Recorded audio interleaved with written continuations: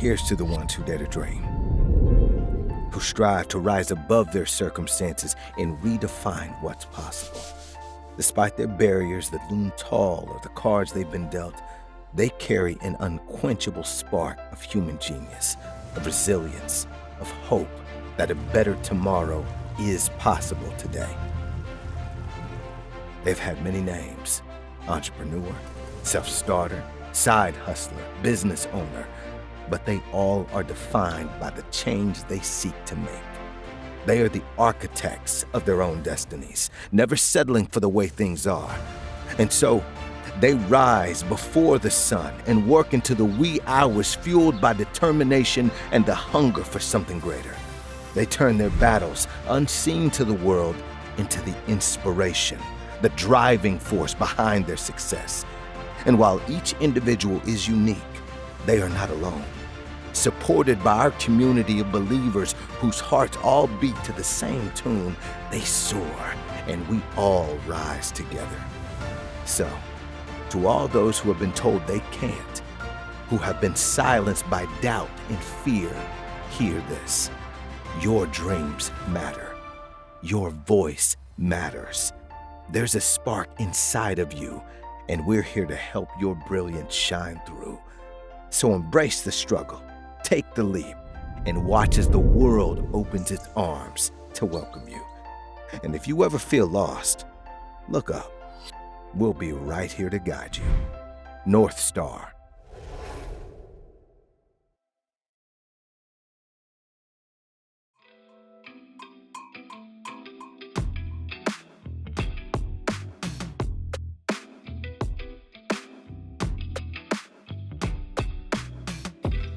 All right. My name is Henry Mendoza. I'm a former president of this group, but currently I'm the treasurer and finance chair. So I'm a CPA, so it makes sense, right? So I take care of the numbers. And but I'd like to welcome all of you to this this program. This program is going to be a great program. It's right in the middle of Hispanic Heritage Month. That's what's getting all these conversations going. Talk about Latino entrepreneurship, business, and just what's going on with our the Latinos here in Orange County, California, and across the United States. This presentation is going to highlight businesses, the progress of Latino businesses. This is a great treat for all of us. We have a speaker that came down all the way from the Bay Area. She'll get introduced multiple times, Jennifer Garcia, the CEO of LBAN, which is Latino Business Action Network out of Stanford, and our other speakers. But it's going to be a great presentation, so I want all of you just to pay great attention. There's a lot of information that's going to be given to you, and when we put this thing together, we were looking to try to give you different perspectives of what's going on with business. So I mentioned LBAN. It's a collaborative out of the School of Business at Stanford. They do a business survey, which she's going to present on. I don't want to take away your thunder, but she's going to present a little bit on what they found, and they do it together with the School of Business in Stanford. I said that multiple times. They also help programs, Latino entrepreneurs grow their business, provide support, resources, collaboration, everything that we want, but it's a scaling program. I went through this, and there's probably a lot of people that have gone through it. It's been fantastic for my business, my career, and the people that you get to know. So I think, doing this, networking and talking to each other, I think is huge, and that's what encourages. We also have Reuben Franco, from the Orange County Hispanic Chamber. He'll be able to tell you all about what's going on here locally, the Hispanic businesses. I also am a former chairman of that. I've done a lot of stuff. I'm old. I've done a lot of stuff here in Orange County, so I was on the board for many years also, and still a huge supporter of the Hispanic Chamber. And then Patty Juarez, Executive VP from Wells Fargo, and my buddy out of here locally, but we're lucky to have her here locally because she is on a national level. I follow her online. That's the only way I can keep up with her. She's everywhere and doing a great job for us. And then finally, Charlie Harrison, good friend and business. We're going to have that. So there's going to be a perspective of the organization at LBAN, also from the banking side, your traditional banks. And then we also have Charlie, who's an actual entrepreneur. So he was part of this LBAN group. They got inspired, decided to go out to the market with their product, and he'll tell you the whole story about it. And they've raised a bunch of money. And he's going to be speaking from the entrepreneurial side and how to get money, how he got money, and what he did, and the trials and tribulations. Those of you that own your own businesses, you know it's really easy, right? So to get the money and to get the employees and to get the customers, it's a tough time. I've known all of them for many, many, many years, so I think it's going to be a great program. Before I keep going, I'd like to introduce our title sponsor, UCI and UCI Health. You're here. I know you have a table, so I'd like to, again, a round of applause for our title sponsor, which is UCI and UCI Health. Also, our event sponsor, RevHub OC, and I'd like to appreciate your support at the event. Oh, here's Juan at my table. Thank you so much. And of course, I'd like to thank the Orange County Forum's ongoing sponsors. Their generous support has allowed us to continue bringing these kind of programs. For those of you that don't know the Forum, we're one of the best kept secrets. We've been around for like 30 years. We bring in all types of speakers, from politics to business to what's going on here, housing, homelessness, you name it. If it's interesting and it's in the newspaper or online, we probably will have them here. So if it's interesting, at some point in time, we'll have those speakers. I recommend you join the group and get involved with us. It'd be great. Keep us in mind and look to see what we're doing every month. I'd also like to thank our board members. We actually have our president over here. He had me pinch hit for him, and I didn't think he was going to show up, and he's sitting right over there. He should be doing this. There's John. He's the man. Please, round of applause for our president over here, John Christensen. And our board members. I'd like our board members to stand up. We couldn't do this without our board members. If you're here, please stand up. There we go. Please, a round of applause. It's not easy to run an organization. There's a lot of moving parts, and it takes a team. There's a lot of us. Also, there's elected officials here or their representatives. I'd like to welcome all of you. I'd like to stand up. I'd like to give you recognition all at once. Do we have any? There we go, right here. Thank you for coming. All right, we're moving on. There's also some note cards. Do we still have those, Georgie, on the table? Yeah, we do? There you are. Yeah, we have some note cards on the table. Please, if you're going to have some questions, please fill them out. Then we run around and pick them up and ask them all at once. So please do that. And also, I know we have volunteers, and not just the board of directors, but we have the staff that actually works this. Georgie and his group, and Ariana. Please, again, thank you so much for doing this for us. They're the ones that put all this together. They're the hard work. They're the boots on the ground. All right, so no further ado, we get our program going. And thank you again, Jennifer. Jennifer just flew in. Just flew in, so she made it, and thank you so much for being here. I'd like to introduce Juan Carrillo from RevHub Orange County. Please join me and welcome him on stage.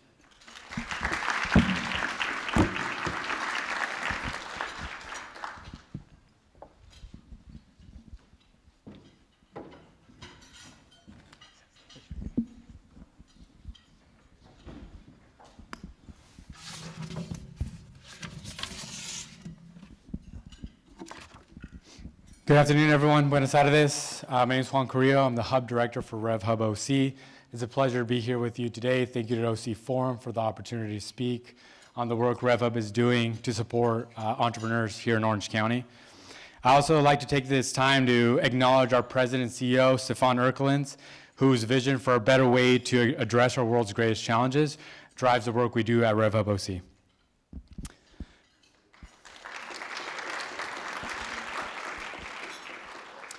I'm proud to say that I'm an immigrant from Mexico who grew up in Stanton. I stand here as a product of the OC school system, including UCI, a husband, a father, and as a former nonprofit leader, and as an entrepreneur. An entrepreneur who started with an idea and some friends at a garage that took over 6 years of echándole ganas and trying to navigate the complex entrepreneurial ecosystem for the idea to finally become a reality. I share this with you because I get to use my experience and passion for this space and the work I do with RevHub OC. At RevHub OC, it starts with the simple idea, the belief that in OC, in Santana, in Anaheim, in Stanton, that the next social innovation that's going to address our world, our counties, our nation's greatest problems is right here in this county.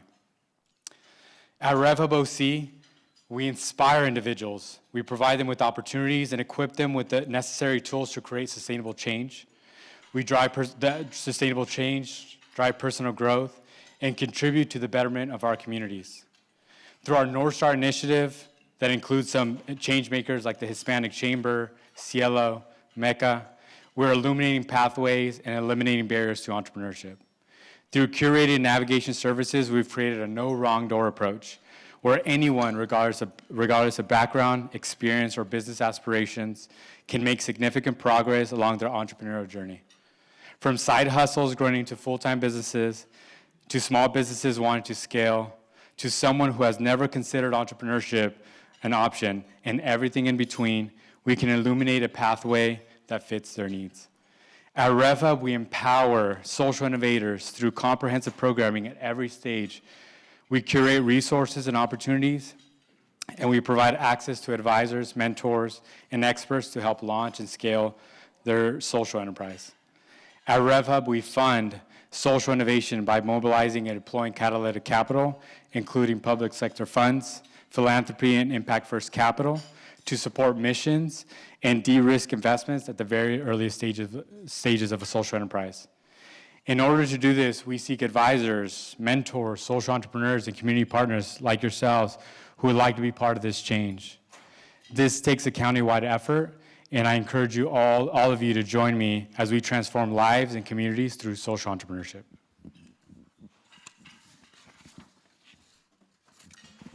Now it's my pleasure to introduce our speaker for today, Jennifer Garcia, the Chief Operating Officer of Latino Business Action. Under her leadership, LBAN has supported nearly 900 scaled Latino and Latina entrepreneurs across the U.S. and Puerto Rico, contributing to $5.4 billion in annual revenue. Jennifer's visionary leadership has paved the way for entrepreneurs to access capital, secure contracts, and drive digital transformations. She's also the founder of Fluential Leadership, specializing in business growth and talent strategies. Prior to LBAN, she had a distinguished 12-year career at Bloomberg LP, and her commitment to the Latino community is exemplified through her involvement in various initiatives. Jennifer holds an MBA from the University of San Francisco and a bachelor's from Colorado State University. Please join me in welcoming Jennifer Garcia, a true leader and advocate for Latino entrepreneurship.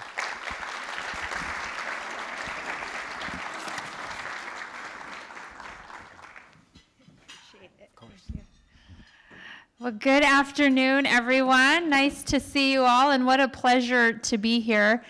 When Henry said that I just flew in, I'm usually a seamless traveler, but this morning I get to the airport and realize I forgot my entire wallet, and I thought, okay, it's okay. I have Clear, so I don't need an ID, right?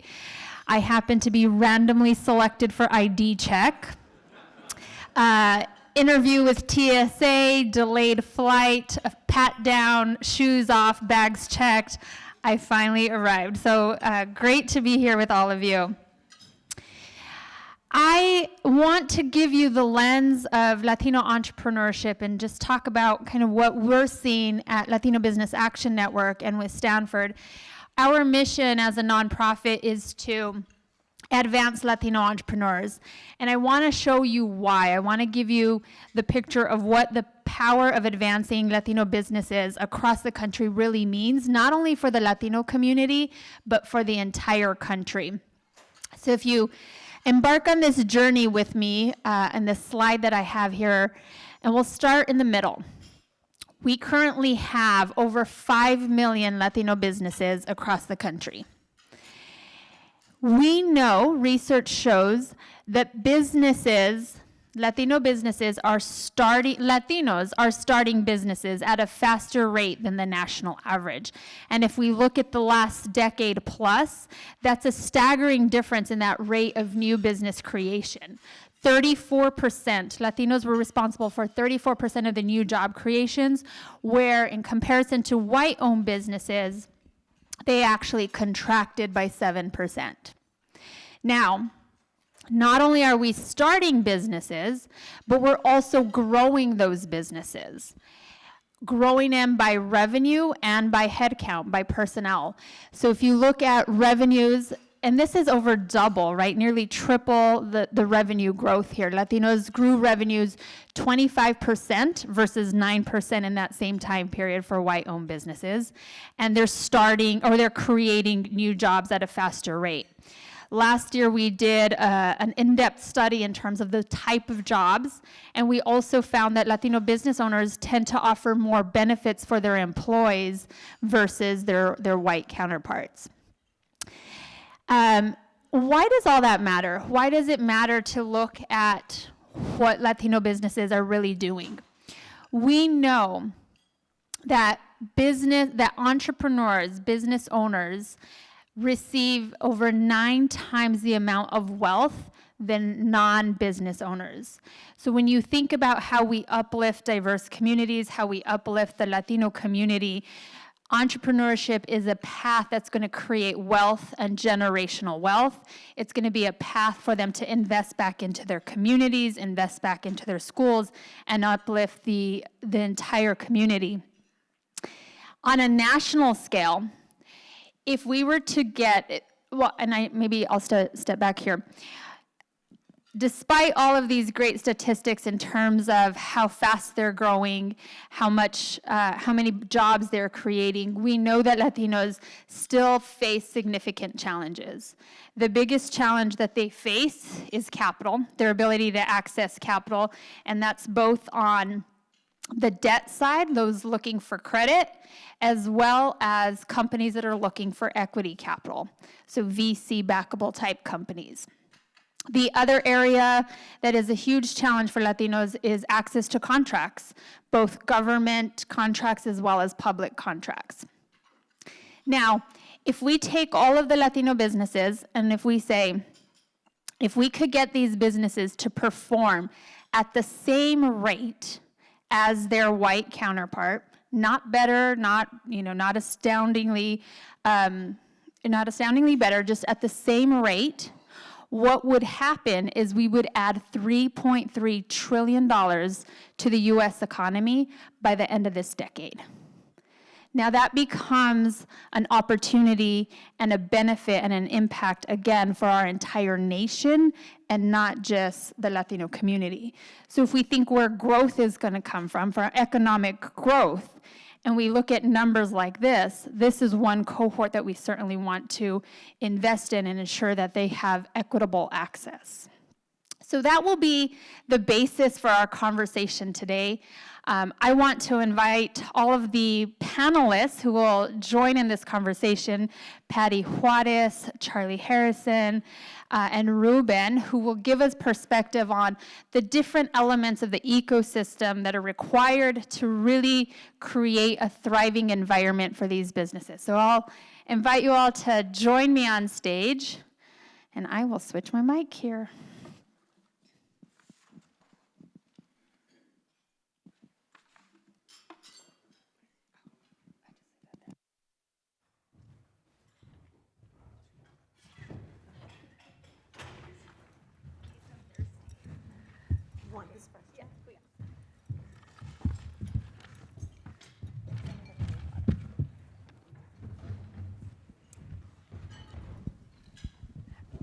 All right. Well, I just want to start by allowing the audience to get to know who's on this table with me. So, Charlie, if we start with you, and maybe just a very brief introduction, and we'll go down the line here to Patty. Good afternoon. Charlie Harrison, and I'm the financial officer and compliance officer for an early stage company called Agtools. I'm pinch hitting today for the CEO and founder of Agtools, a wonderful Colombian-American lady, Martha Montoya, who got pulled away because of a medical emergency, so she's up in Seattle today. But it's my pleasure today to share a little bit about our journey in terms of funding and our background and how we got to today serving some of the largest retail supermarkets in the United States, as well as serving the other end of the food supply chain with growers both in California as well as in Mexico. I think it's probably worthwhile to point out a little bit about Agtools. We're 4 years old. Again, we're a SaaS, software as a service business to business, and the whole focus is to assist the food supply chain to be more profitable and to reduce food waste in that process. We, at the core, what we do is we ingest data from over 1,000 different sources. We put it through our proprietary technology and are able to provide data in a usable, friendly platform to users in the food supply chain. So today we provide data to growers throughout the United States, but also in Latin America. And the data focuses on what can help them to make better decisions throughout their process of actually determining what they're going to grow, where they're going to grow it, and what pricing they should look at when they make their plans. And with that, I will Go ahead, Reuben. I would love to have you introduce yourself. Thank you. Reuben Franco, CEO of the Orange County Hispanic Chamber of Commerce, also the center director for our Small Business Development Center Finance Center, and also collaborative partner with North Star OC, who Juan kind of talked about. We have Karma, and we have Juan, and we have Stefan, and we have Katie, and we have Senia, and do we have anyone else from North Star OC as well? But the Chamber's been around 37 years. We also have some board members here, too, as well. We're also would host a Small Business Development Center, so we're one of only 4 Hispanic chambers in the country to host what's called the Small Business Development Center. That's under the SBA. We get funding from the SBA, we get funding from the governor's office, we get funding from banks such as Bank of America, Wells Fargo, U.S. Bank, Disney, Southern California Edison, and others to provide services at no cost to our clients. So if you came to me and said, hey, I need help starting a business or funding a business or growing a business, we could help you do that. Yesterday, we had a panel discussion at UCI with the chancellor, and Patty was on the panel, and my wife was in the audience, and my wife texted Patty and said, I could hear you all day talk, Patty. And I said, you never say that to me. You tell me actually the opposite all the time. So Patty's got some great insight for you, being this is the highest ranking Latina in all of Wells Fargo. There's 250,000 employees at Wells Fargo, and she's the highest ranking. So we need more Pattys in the world, and we'll have kind of a discussion on that too. Thank you, Reuben. That $20 was worth it. Good afternoon. I feel like I'm here with family because I'm usually Henry's sidekick, and he invites me to the forum events all the time. So I've gotten to be a big fan of these get-togethers. So thank you for having me. I'm very honored. My name is Patty Juarez, and I'm the head of Hispanic and Latino Affairs at Wells Fargo, which is a position that I've held for just a few months. And prior to that, I founded the Diverse Segments group within Wells Fargo after realizing and seeing the opportunity for us to bank women and minority-owned businesses, and obviously the growth of those businesses was being led predominantly by Latinos and Latinas in the field. And so I formed a group that dedicated itself to women and minority-owned companies and trying to solve for the capital issues that Jennifer was talking about earlier, and trying to provide the capital that was necessary to grow their businesses. In terms of my background, I've been with Wells Fargo a short 28 and a half years. I know I started young, But I've been with the company my entire adult life and career, and I've loved it. I've been in different capacities. I also am an avid community supporter. I love serving my community here in Orange County. So I sit on several boards, including with Reuben in the Orange County Hispanic Chamber of Commerce Board, but I also serve as a governor on the Chapman Board, and I also serve on the Memorial Care Board, and I have the privilege to sit on the U.S. Hispanic Chambers of Commerce Board, which serves across the country all Hispanic-owned businesses. So it's a privilege to be with you. Thank you so much. Can you tell we're in for a great conversation? So one of the things that Henry was mentioning about Latino Business Action Network is that we first do research on Latino businesses because we want to understand the operating landscape. What are their contributions? What are their challenges? What are the opportunities for these businesses? That research then informs policy at a federal, state, local level, but also informs our own programmatic programs. And then the second area of our focus is education and really scaling these businesses. So we run a business scaling program at Stanford to get business owners to think differently, to think bigger, redefine how they have pursued growth and scale. One of those companies that participated in our program is Martha, so Charlie's CEO.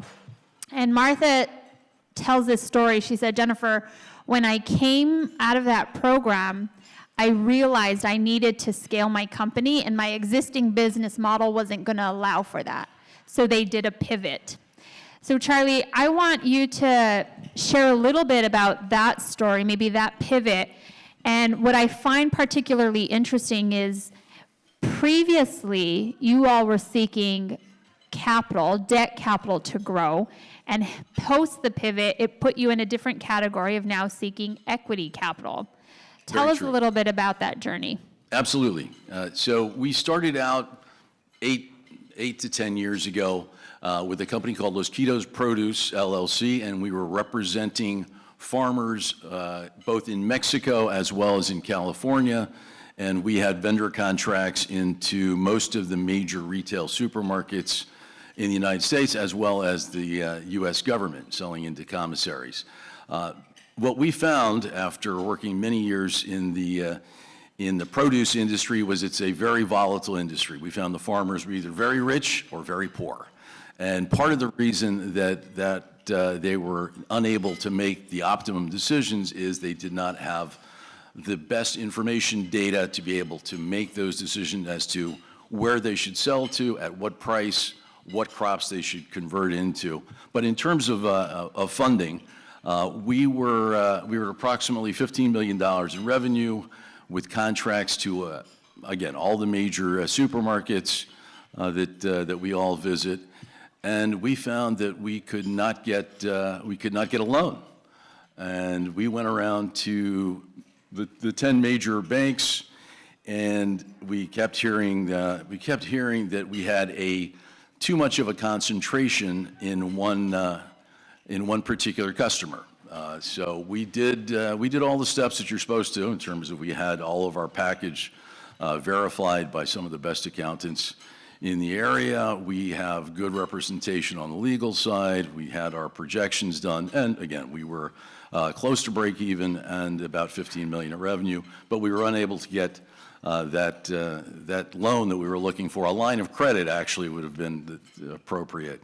So we ended up turning to other alternatives, non-bank financial institutions, particularly the direction we went to was factoring. So we went with factoring where, in essence, you're paying a very high rate, and we saw that that was not the way to go. So as Jennifer mentioned, what Martha did was a very smart thing. She went to the Stanford Latino Entrepreneurship Program, absorbed information, absorbed advice, and we decided to pivot because we had seen this opportunity with farmers as well as the category buyers at the supermarkets that they were not making the best decisions, and the data was available. And so we, after talking to, again, at least 10 banks locally and then several nationally, and being turned down for loans because primarily they saw a concentration. We had one client that was representing about 25% of our sales. Nonetheless, we had a variety of other clients who could balance that out. So we pivoted, as Jennifer mentioned. We pivoted. We saw that we could get into the data analytics business, and it is a scalable model in which we're able to provide a platform and information for growers to make decisions, for shippers, processors to be able to make decisions, as well as the supermarkets. And then, most importantly, we're also providing data to the banks who fuel that whole process. So today, what we did is we pivoted away from actually shipping fruit itself. We were primarily shipping strawberries, oranges, and lettuce to all the major retailers. So this pivot, the funding pivot we did was we went away from basically funding it ourselves to be able to step out and look at a model where we were going out to the equity community, and we pitched to about 250 venture capital companies to raise funds for Agtools. And I say we, but really Martha, as a Latina woman, was the leader. She's been in the produce business for some 20 plus years and has sat on the California Board of Food and Agriculture for many years. And to the point, pitching to those 250 various venture capital companies, we found some obstacles along the way. And certainly we found that there was more receptivity among women-owned venture capital companies and other venture capital companies which are termed impact venture capital companies. So it was a long road, but that pivot into a data analytics company and providing software was a very smart move for us. It got us into a process of being able to take advantage of the relationships we already had in the food supply chain. Again, we're trying to reduce food waste by making sure that that 20% of food which is thrown away is reduced dramatically, and at the same time build a viable business funded through venture capital equity and also the going through venture debt. Charlie, I love the story here, and I want to get a pulse in the audience here. How many people, raise your hand if you are leading a VC backable type company, meaning you are raising equity? No one. Oh, one, two. Okay, a couple. Yeah. So you will probably attest to that. This is a journey, a challenging, sometime lonely journey, and really to underscore what Charlie mentioned, that was Martha's experience, is knocking on 200 doors before anyone was willing to invest in her company, despite the expertise, despite the track record. That's something really that I think we take for granted, or if you're not in that space, you don't realize the mental toll, the physical exhaustion of having those conversations over, those pitches over and over. One of the things that data will tell us is that less than 2% of funding, VC funding, goes to Black or Latino-owned businesses. And when you look at Latinas within that, it is a sliver. It is a sliver. On the credit side, because you also had that experience seeking lines of credit, and on the credit side, we found in our research this year that Latinos tend to be they have a lower approval rate than white-owned businesses across all sizes of loan, with the exception of $50,000 or less. So said differently, when seeking loans above $50,000, Latinos were under-approved in comparison to white-owned businesses. And in some of those segments, significantly under-approved.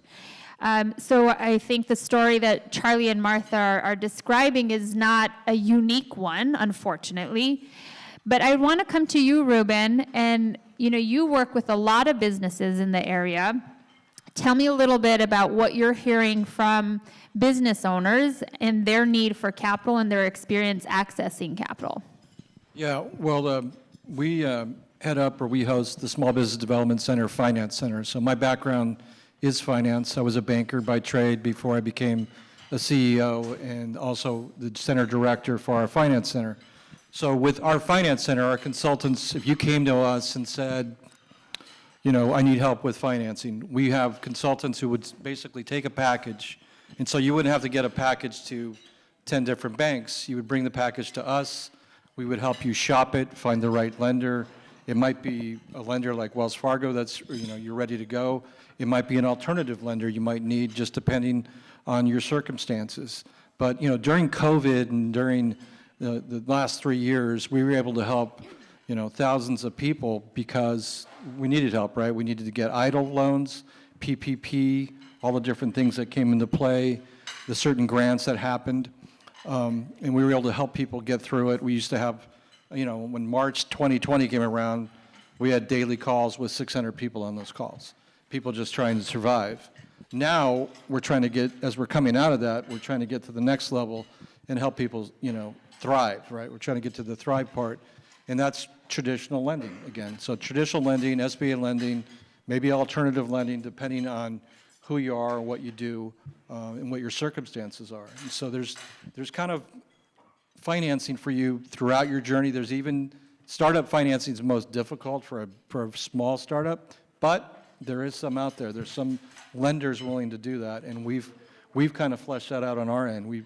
So if you want to come to us and you just have questions on it, we can kind of help you with that. So raise your hand if you're just a business owner in the area.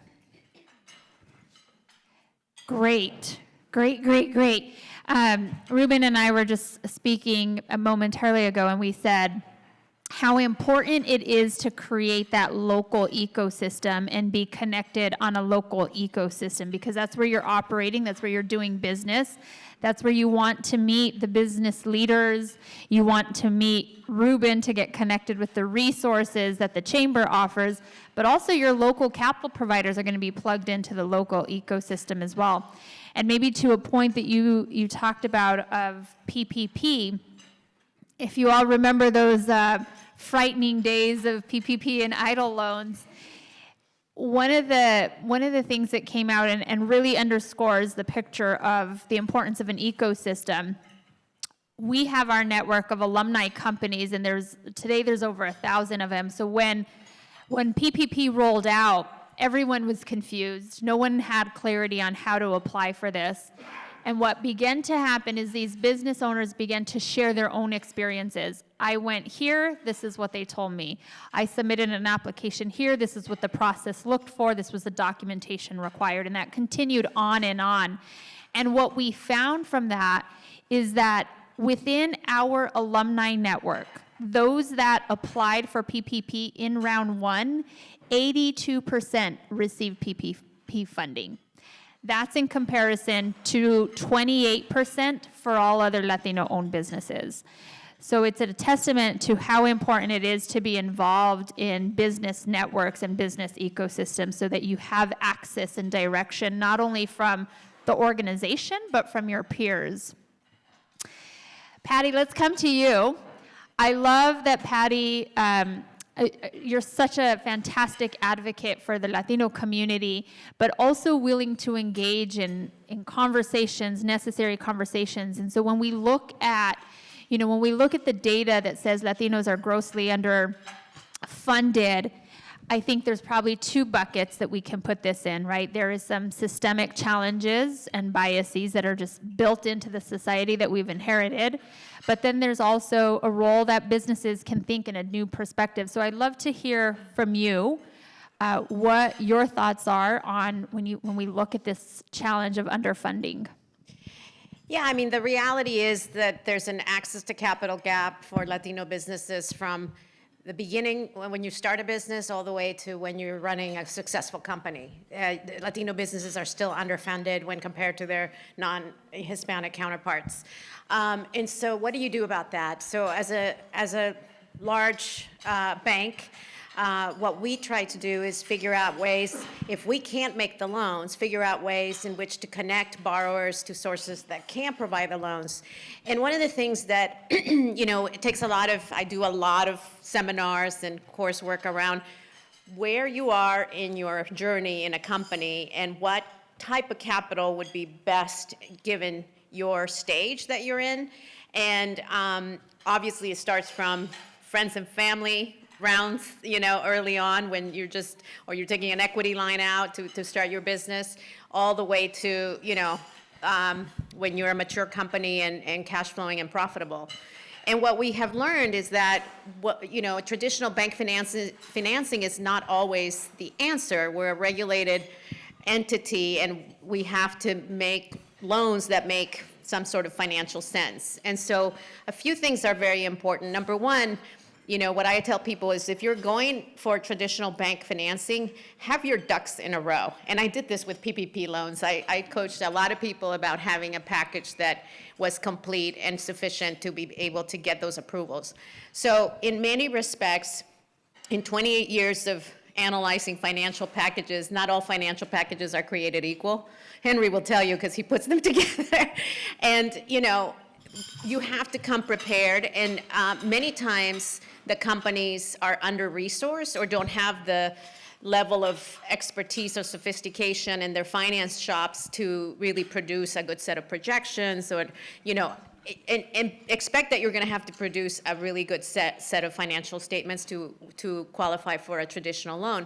But if you're early on in your career, Jennifer was just telling us, only 2% of venture funds are going to Latinos, and a sliver of that to Latinas. And so there's still a gap, a huge gap there. And what we're seeing as a bank is that we have to help this ecosystem get better at financing businesses early on and then throughout their journey. And so what we do is early on, there's now a lot of venture capitalists that are standing up funds to fund these businesses that are Latino-owned specifically. And so we as a bank can provide funding to those venture capitalists and be, LPs or whatever in their funds and bring in money to fund those businesses. Those businesses are gonna have a dream and a plan and not necessarily a huge package of financial statements, right? And so then you're going to get to a level where you're a small business. Maybe you're under $1 million. You don't qualify for the program yet, but you're really getting ready to do that. And you want just a traditional small bank loan. Well, for that, you need to have your ducks in a row and have a financial package and understand and be able to sell your story and have a relationship with a banker, because don't underestimate the power of the banker. The banker is the one that's going to get in front of loan committee and argue that you should get this loan. So you need to get to know your banker as well as your CPA and your lawyer, and that's a really important and crucial relationship. And then when you're a larger company and you need multi-million dollars of lines of credit for working capital or equipment or real estate, it is just as important even at that stage to have real sound financial controls so that you can produce the financial packages that are going to be required of you, sometimes monthly, sometimes every quarter. And you're going to be held to a certain set of financial covenants that you're going to have to meet in order to keep that funding for your company.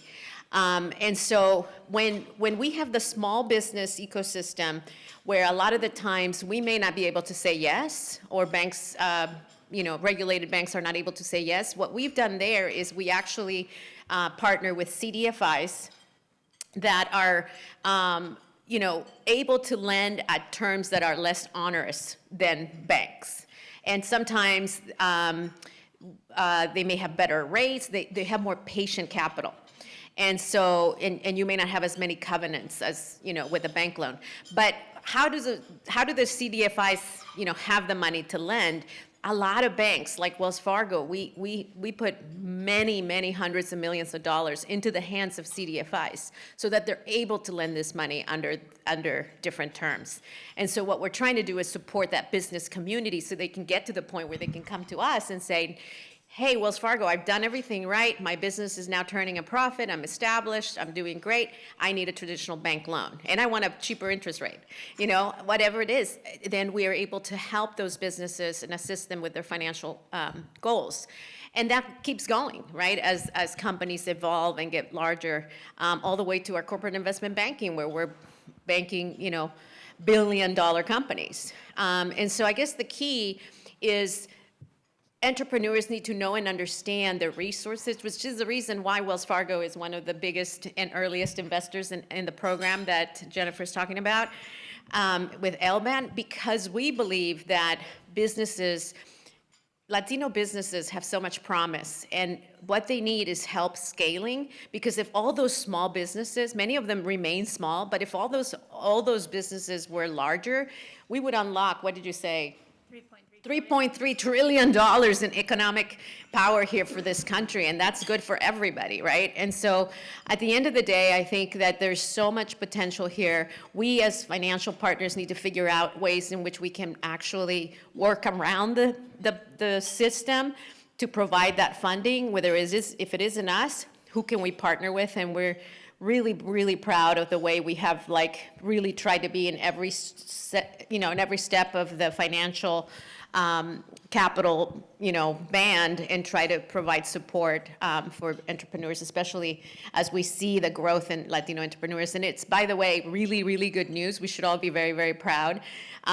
When you look at the contribution of Latino businesses to this economy, and just Latinos, U.S. Latinos as a whole, it's a $3.3 trillion GDP of what's being produced by this cohort. And so there's lots of reason for investment if you believe that, that demographic shift is what it is, and we're going to see more of this. Thank you for sharing. I think it's important for us to understand that there is a capital savannah and a capital journey depending on the size of the company and where you are, the types of capital providers that are applicable. I'd also want to ask, you mentioned a lot about this financial package and making sure that that's right, because at different stages it's important. Well, at every stage it's important, but certainly when we get to the likes of Wells Fargo.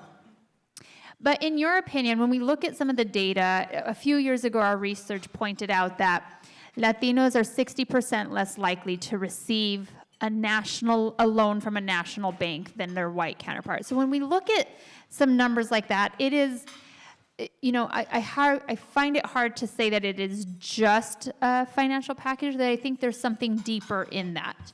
In your opinion, what are some of those systemic challenges and biases that might exist, Wells Fargo, but I think everywhere in every national bank, that you would want to challenge and that you're probably advocating for?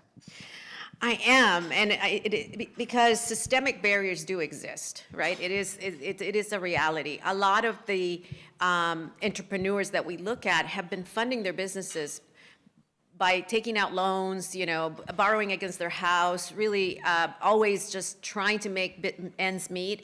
And sometimes our minority-owned companies and our minority-owned businesses have lower FICO scores in general, higher thresholds of leverage on their balance sheets. And so when you look at what the banks look at, right, they want to look at businesses that are not levered more than maybe 3x. They want to look at businesses that have a certain amount of liquidity. They want to look at guarantees that add to the financial picture of the company. And in many respects, the deck of cards is stacked against minority, Latinos especially is the biggest number, but all minority-owned companies and women-owned companies to a certain extent as well. And so what do we do about that? Well, I think when you look at the demographics of banking, it's a pretty male-oriented, industry. When you look at the demographics of our credit approvers, I'm not seeing a ton of diversity, right? So and that's probably similar to on all the banks. And so I think there is a certain amount of bias in the system that comes into play when making decisions, which is why it's so important to have all your ducks in a row and to have an advocate, a banker that's really going to fight that good fight for you and make sure you have the best opportunity. And not all bankers are created equal either, by the way. There are bankers that really know their stuff. There are bankers that really fall apart if they get challenged in credit committee, right? And so you ought to find a good, solid banker. It would be my advice. But I think that with the advent of technology and having AI come into play and maybe having decisioning that's more based on the financial statements versus the name of the business or, what you know about the company, and you don't have, you don't have the issue with lack of diversity and the approval bench and all of that, that I think overall, eventually, hopefully, we get to a point where there's less inherent bias in the system that causes these approval rates to be lower. In HR, we went through this training, which was eye-opening, and I'm just wondering, if it would be the same if you did this with 3 borrowers. We had 3 resumes of people, and when they told us, they just gave us a name: John Smith, Lucia Valdez, Jaime, Nguyen, Jamie, maybe Jamie, and when you looked at who people hired in the end, it was really, really interesting to see the bias against the surnames, because first they did it on a blind basis, and they selected based on just the resume qualifications alone, and then when they put those names, they made different decisions. People made different decisions.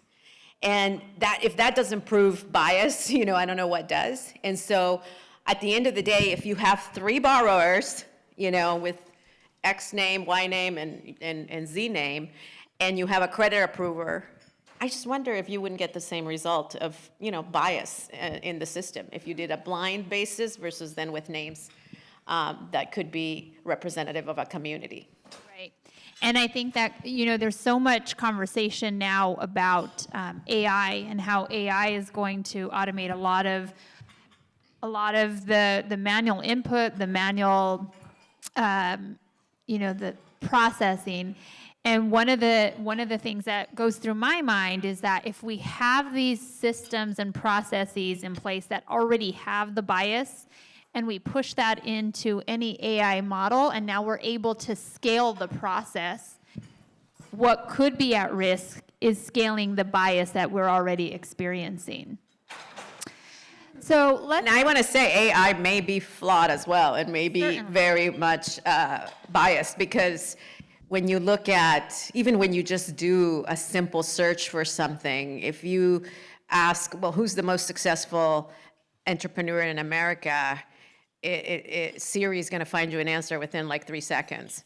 If you say, who's the most successful Latino entrepreneur in America, I don't know what you're talking about. Or, I don't have an answer for you. I mean, the data may not be there. Right. Let's kind of pivot from capital right now, and let's talk a little bit about contracts, because we know that a company's ability to gain contracts, access contracts, is positively correlated with their ability to scale. So Reuben, coming to you on this one, when we think about businesses pursuing either federal, state, local, or even corporate private contracts, there's some significant challenges. And I think the challenges that are most acute right now, we see on the federal level, where Latinos are receiving 31 times smaller contracts than their counterparts, than their white-owned businesses. 31 times, that's quite significant. You all do a lot of work in preparing companies and supporting companies to access contracts.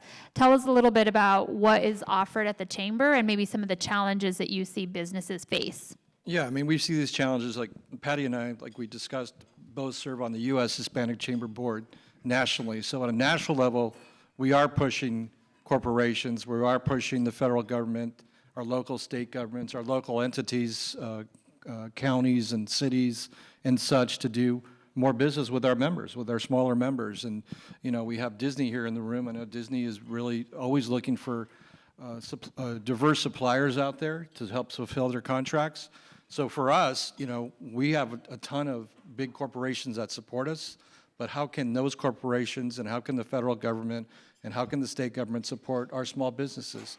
What we do on our end is that we try to get them ready to do it, because it's not just, I think we've talked about this before. I can go out and try to get $1 million contract with Walmart tomorrow, but do I have the capacity to fill that contract?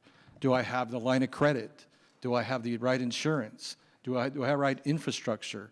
I might not have that. I might be ready to fulfill that kind of level of contract, So we have to get our people ready. Do I have the right certifications? So we do certifications on our end. We don't charge for any of that stuff. So if you want to get certified, we can help you with that. Building out a strategic map or strategic plan on that, we can help you with that. We currently always have different webinars or in-person meetings helping you kind of develop a strategy of how, because it could be a game changer, right? If you're a small business and you go out and get a great contract with one of our big corporations, or we're a federal contract or a state contract, that could be a real game changer for your business. So there's money to be had out there, there's contracts to be had, and we work every day on this. So we have people available to help your business. If you just want to have a conversation, we have great consultants that can kind of help you do that. I know, Patty, you have is it your brother-in-law that's going through that right now with his company? We're more than happy to help you guys do that and just continue. It's a push. We push on the national level with procurement. We also push on the national level with CDFIs, trying to get more capital. We're always going to be advocates for our small businesses. So. And it's so intertwined. I love how you said that. Being ready for a contract means you also need the capital, means you also need the network of those contracts, right?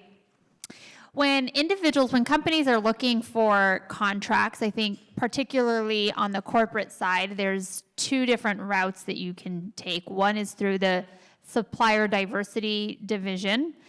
And we work very closely with Wells Fargo, and they always say, being certified is just your ticket to play. It's not a guarantee of anything. It's just it's your ticket in to have these beginning conversations. And then others have found great success going directly through a buyer, right? The individual or the division that is purchasing. So Charlie, let's come to you on that. I would love to hear your experience. Where have you found the greater success? Is it through working with supplier diversity? Is it working directly with the procurement and the buyers? Tell us a little bit about your journey. Absolutely. So we've had a mixed experience, I would say, dealing with supplier diversity over the past 10 to 15 years. And in some cases, we found that the supplier diversity department, they can give us good ideas, good visibility within what's happening in the company, what are the needs of their company. And in that respect, it's been beneficial. In other respects, I would say that we have found in other larger corporations that we get into the supplier diversity company, go through all of the steps to be able to fulfill their requirements. We've gotten certified through the California Public Utilities Commission as a women-owned minority business enterprise. And we found in those other organizations that sometimes it is better for us to go through the main front door and ensure that our business model provides the value at the right price in a particular segment of the company that needs our data. So what am I saying? In plain terms, we have had some very positive experiences with the supplier diversity organizations guiding us and pointing us in the right direction, but we never get to the actual decision maker. We get to the decision maker primarily going through the front door, ensuring that our business is providing a needed, valuable service at a good price, and that we have the infrastructure behind it to be able to support it. That was a very good point in that as a small business, and to give you some context, we have 35 team members. A third are in Michoacan, Mexico, a third here in Orange County, and then another third up in Wenatchee, Central Washington. You have to have the ability to fulfill those opportunities and contracts. So in terms of supplier diversity, definitely worth pursuing as a small business. However, I think it's much more important to be able to focus in on the value of your service product and the clients that you have, and we've got some significant clients. We found it much more resourceful and our time management has been better spent focusing on our clients, making sure that they are giving us the feedback so that we provide them with a significant service. Thank you for sharing that. You know, one of the things that we have seen since 2020, since the murder of George Floyd, is that a lot of corporations have come out with their commitment, right? Their DE&I commitment to the Black community, to the brown community, the Latino community, pledging to diversify their supply chain. Tell us a little bit about what Wells Fargo's position is on that and how you guys are going about it. Absolutely. So our goal is to have 15% of our spend with diverse suppliers. And the way we qualify suppliers is rigorous. I'm just going to tell you right off the bat, it isn't an easy process. I've been with folks who have done it 3 times, right? And your financial services. Yes, so financial it makes services. sense.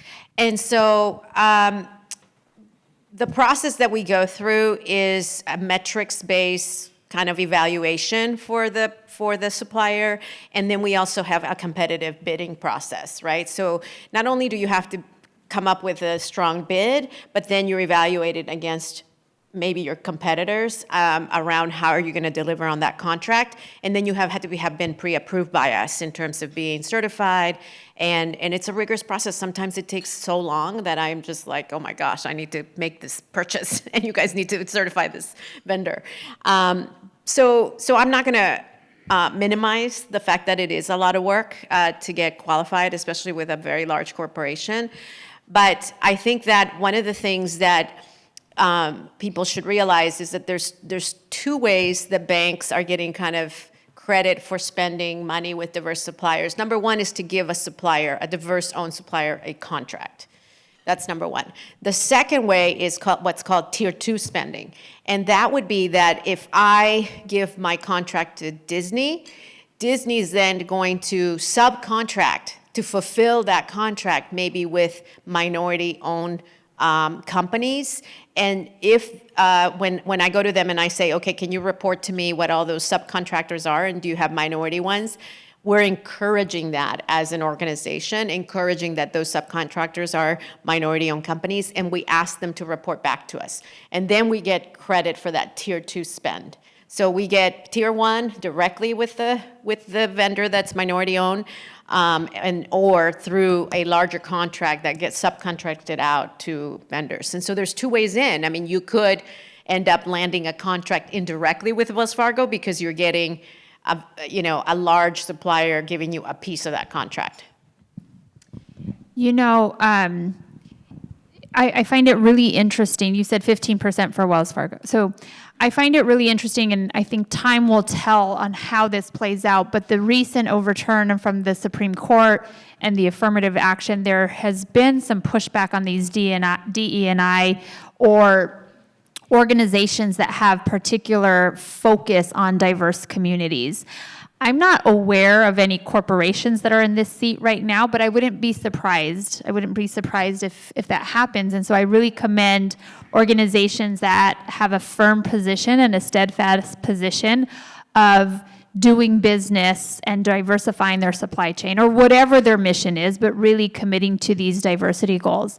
And I just want to come back to you, Reuben, on this because, if there's any corporations, big or small, who are looking to find companies that they could supply with, I would imagine that your base of members would be, you're preparing those up to secure contracts. Certainly we have, I tell people, I'm sitting on a pot of gold. I have 1,000 companies that are scaled and certified through Stanford, and you feel very similar. Do you want to speak to your member base?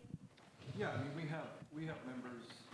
we have members that are as large as, Boeing or Wells Fargo or Disney or others, and we have members that just came online. One of the unique things we get to do, having an SBDC program and being part of North Star and all the collaboration, is we get to create our members. We get to help somebody start a business, which is kind of unique. It's not just going out and getting someone to be a member. We're creating a member, so that's kind of cool. And then we have the largest members as well, and then everything in between. So, that's one of the unique things that we get to do. We were interviewing Gavin Newsom a couple years ago before he ran for governor the first time, and in the room, Boeing was the sponsor of the event, and we had just created a small husband and wife team that was so they were the smallest manufacturer in the room, and then we had the largest manufacturer in the world in the room too as well. So, we get to do those things on a daily basis. I think it's just working 24/7, being top of mind for everybody, there are resources here to help you. So you're thinking about doing something and you haven't done it, come reach out to us. There are resources that you can come to. You can sit down with a consultant. You can go to a webinar and just see maybe this is the right fit for me or it's not the right fit for me. Entrepreneurship is tough. It's a 24/7 operation. You have to figure out, how am I going to make payroll? How am I going to ensure this? How am I going to deal with this HR issue? There's plenty of things that are difficult being an entrepreneur, but as the numbers suggest, being an entrepreneur is a big key to wealth, especially in the Latino community. And it is a thriving community. I'll throw out a number, 28. 28 is the average age of Latinos, not me included, but of Latinos nationwide. So it's a young community. It's a growing community. It keeps thriving. So the potential there is just astronomical. And everybody on this panel is part of that ecosystem advocating for that, which I think is really cool. That's right. That's right. Well, we're coming to you now. I would love to get give the opportunity for anyone in the audience that might have questions for these great panelists. We have a mic runner here. Georgie's going to help. So if you have a question, feel free to raise your hand, and we will direct it to the panelists.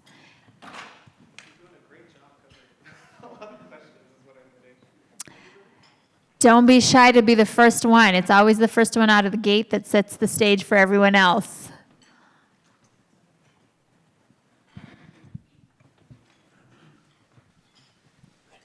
Thank you. Hi, everybody. Great panel. My name is Bert Alvaro Slusher, and I'm the assistant dean at the Mirage School of Business at UCI. So my question in terms of the funding, it's pretty undisputable, the stats here on the chart. The question I do have is there a disproportionate lack of funding from VCs? Because I know they're very tech-focused. They want to fund tech companies. So I'm really curious in the sense of how many tech startups are in the Latino ecosystem? Yeah, that's a great question. We actually found last year in our research that Latinos are over-indexing in tech. So what does that mean? If we take these 5 million Latino-owned businesses right now, 19% of those are tech VC backable type companies, in comparison to white-owned businesses that only have 14% in tech. So if you're looking from a sheer numbers perspective, certainly there's going to be more white-owned businesses that are tech, white founders. But from an index perspective, a percentage perspective, we are over-indexing in tech, and yet still only receiving that less than 2%.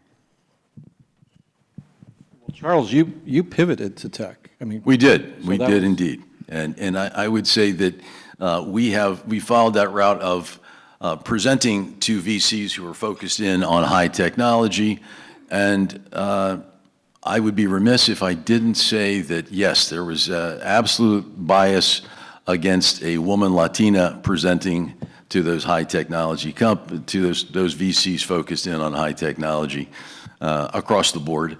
And I say that because some of our competitors in software serving the food supply chain, we could see them getting not tens of millions, but hundreds of millions of dollars from VC sources, and now almost 4 years later, those funds are gone for them, and they are on to other enterprises. Why did those companies get funded? Well, they were founded by typically young white men.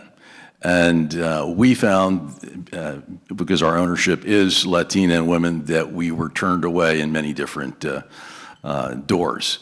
Where we had success, as I may have said before, is talking to women-owned investment funds, women-owned VCs, And then we have 3 venture capital companies that are backing us. One is particularly deep and dedicated to the agricultural industry, and they're out of Champaign, Illinois. Yet the other 2 funds are focused in diversity funds. They are there to help women entrepreneurs get started and on their way. So we're very fortunate that yes, we have found good, solid partners in that venture capital world, and they are focused on helping technology companies as well. But in the mainstream VCs who are dedicated to technology, frankly, we got a lot of our time was absorbed in presenting to them, but when the decisions were made, they didn't really give us valid arguments as to why they would go for a similar company backed by white men versus a Latino-owned company. And if I could just maybe draw kind of connect the dots and what that really means. When you look at a white founder, what they more often than not have over a Latino founder, Latino or Latina, is access, period. And when you look at access, if you break that down, it is first, I call it access to knowledge. So raise your hand if you come from a Latino background and you were talking about VC concepts around your dinner table. Nobody. Then it's access to networks. And many Latinos, not yet, don't have that professional established network, right? Because there's many of us that are first generation, second generation, our tios and tias, our aunts and uncles are not yet holding very high-level senior positions within corporations. Or maybe we don't have that background from elite universities. So when you're calling your friends and family and someone's supposed to invest, thousands of dollars, well, we might not have that capital network yet. So I think that's really important to say, and then circle it back, and then I'll come to you, Charlie, is to say it's important to have diversity at the check writer level, right? To have the individuals that understand these diverse founders, where they're coming from, their business. And I think back to your point that you made earlier, Wells Fargo playing the role of putting money into VC funds that then in turn are writing checks with a diverse focused lens. That's really important in the entire ecosystem. Charlie, you had a thought that you wanted to add. Yes, I just wanted to add on a very positive note, the ecosystem for early stage companies is incredible, absolutely fantastic, from SBDCs, as Reuben was mentioning, to over at UCI where we've had offices. They have an accelerator program called the Wayfinder program. We're also a member of Techstars, which is a national accelerator program focused. They have a division specifically on data and farming. We're also in an accelerator called Alchemist out of the Bay Area, which is helping B2B software companies. So the resources are definitely there in terms of mentorship, assistance, and we are finding now that we've been at it a few years, the access can be developed.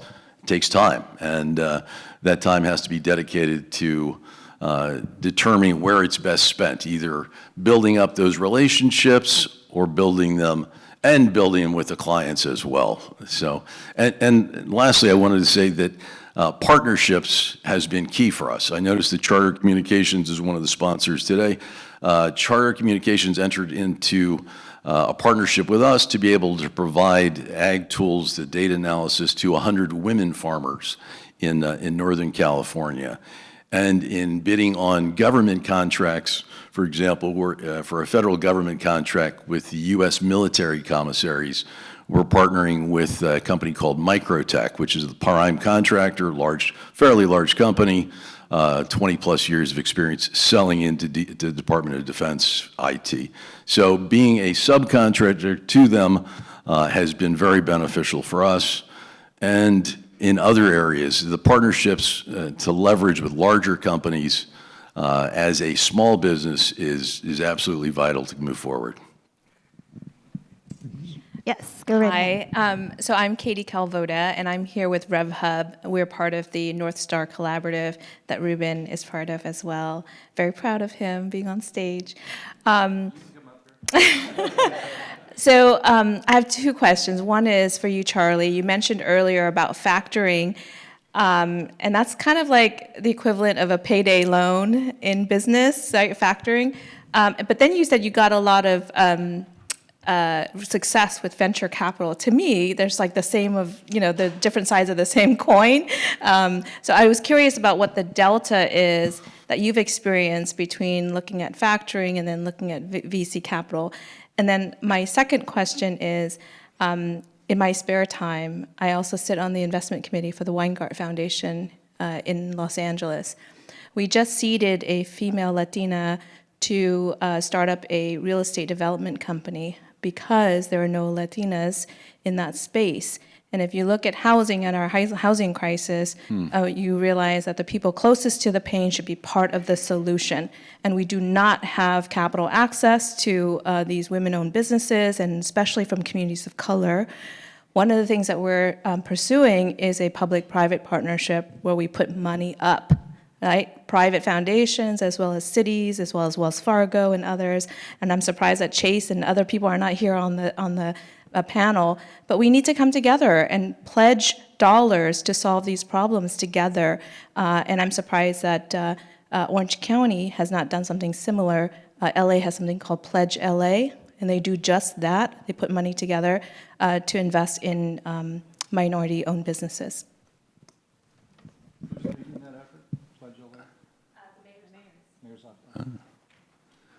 Thank you very much for the question. You're right on target. When I was referring to factoring, we did that for a period of time when we were in the produce industry and specifically shipping truckloads and millions of dollars of strawberries and oranges to the various retailers, including the Walmarts, the Albertsons, the Ralphs. So when we were not able to find a line of credit, we had to turn to that alternative of factoring. Incredibly expensive. You can't do it for an extended period of time. You can do it as a stopgap measure. And fortunately, we had a relationship with a company, a financial company that was getting into factoring. So we worked with them, and it wasn't as expensive as your average factoring company. But we did it for a period of about 9 months, and decided that it was just hurting the bottom line too much. So when we pivoted into data analytics with Agtools, we put in our own funds, and then we decided that the high technology, these VCs are looking for scalability and companies that are in this particular space. So we have been somewhat successful. We did have to talk to 250 plus VCs, but we now have 3 that are behind us. And is it expensive? The most expensive thing is giving away your equity, right? So yes, but they give us the support as well as their network, which has been very vital. Yes.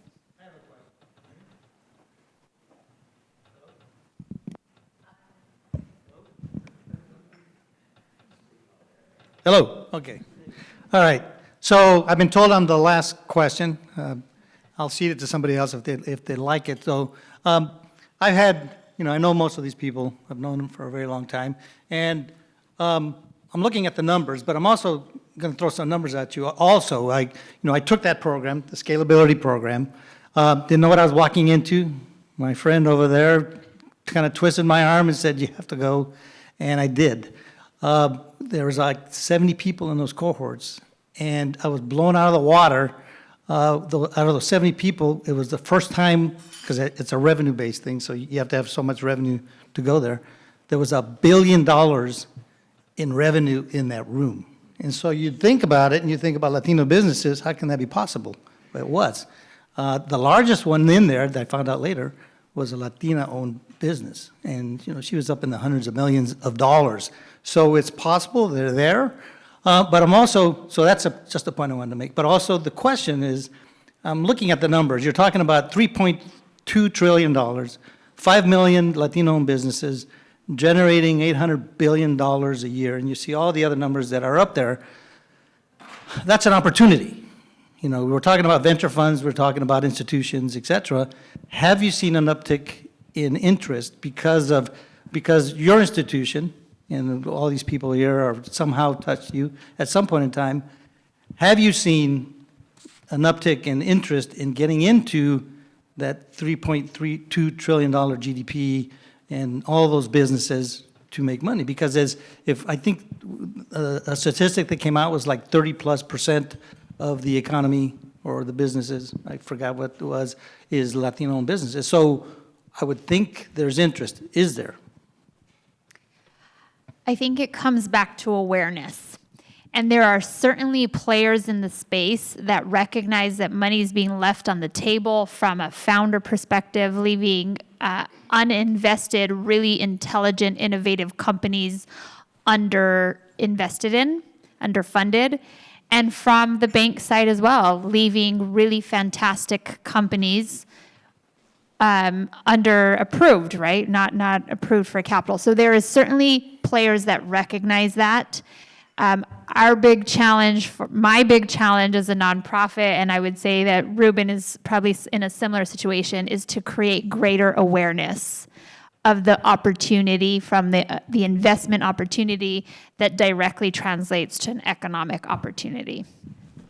I was going to add to that. In about 10 days, I'm dragging Henry along to Miami to participate in a conference called Latitude, in which the power of the Latino cohort is showcased and celebrated in terms of the impact. And the CEOs of our company here, Disney, Nike, Bank of America, Wells Fargo, they've all come to the stage to talk about the importance of the Latino business in their businesses. And I got to tell you, I was blown away. I mean, I know when I go to Disney, I spend a lot of money, but I didn't know Latinos in general outspend all the other cohorts when they go to Disneyland. Like, and you guys know every single point of data of what we spend our money on, and you know, the princess outfit and the, you know, all the way to the candy bar that we eat at the park and the pickle and all that. So I think that these CEOs come to the stage and have a fireside chat with the founder, Sol Trujillo, and he really puts it to them. Like, are you going to be smart and really cater towards this segment of the population that's growing at this rate and outpacing everything? Or are you going to ignore this whole segment of the business? Is it really driving your business? We had the CEO of Verizon, and a ton of Verizon's business was coming from the Hispanic community. But then T-Mobile is giving them a run for their money now. So it's like people are actually waking up to the power of really catering to the Hispanic and Latino community at over $3 trillion in spending power. I got to say that's a pretty good community to go after. And all companies, I think, are in various levels of awareness, as you say, but I think waking up to the power of that. I'll give you all a chance to one more thing. Do you want to say anything, Reuben? Sure. Be nice to your lender, to your banker. Bankers are people too, believe it or not. When I was a young banker, I was trying to do a loan for a doctor one time, and it came up that my sister's a doctor. She went to Stanford, where Jennifer is. She's a surgeon, and the doctor looked at me and she goes, "Well, what the hell happened to you?" So I declined her loan.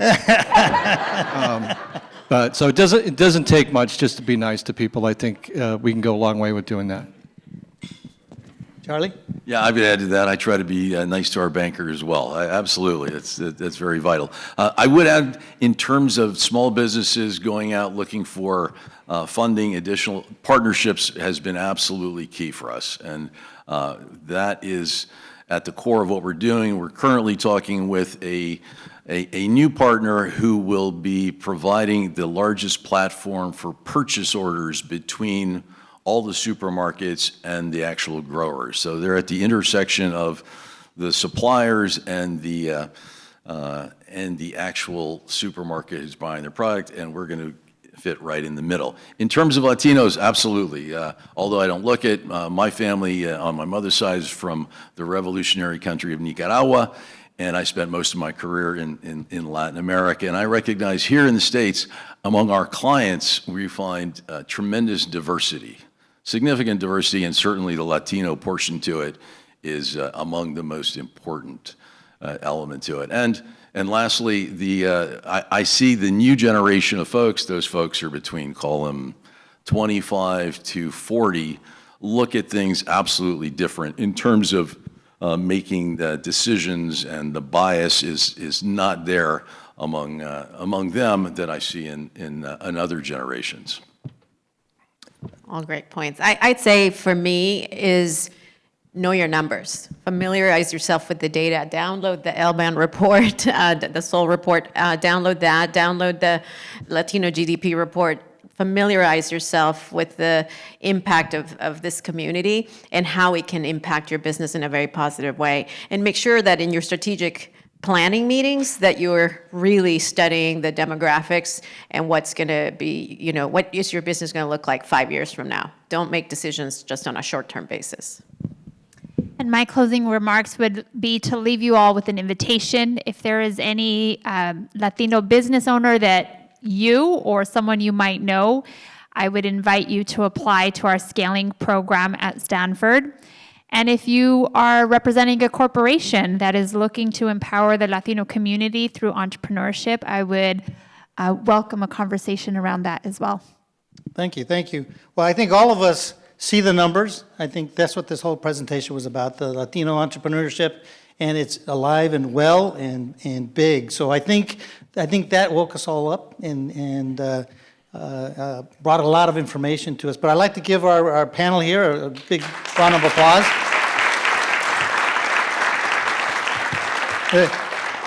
It was a treat to have all of you here. I know all of them. And I think one of the big last things I want to leave, and that's because I'm up here, I can do it. I'm a CPA, so you need to have your numbers. That's why I've worked with some of these people up here, and it's the numbers. The numbers are what's going to get you. So get a good CPA. Doesn't have to be me. But get a good CPA. I call it the big three. You again, because I'm up here, get a CPA, get a good banker, and get a good lawyer. And that's going to make your company. So thank you all for coming. Thank you again to our esteemed panel, and thank you all for coming. Thank you very much.